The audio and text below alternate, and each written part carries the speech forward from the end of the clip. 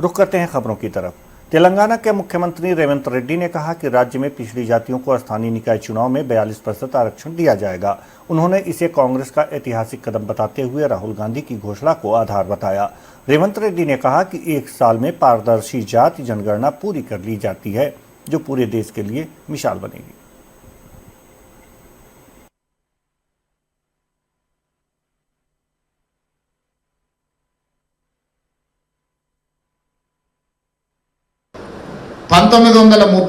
Britishers నిర్వహించిన కులగణన తప్ప మళ్ళీ దాదాపుగా 95-96 సంవత్సరాలలో మళ్ళీ ఎప్పుడు కూడా ఇది జరగలేదు.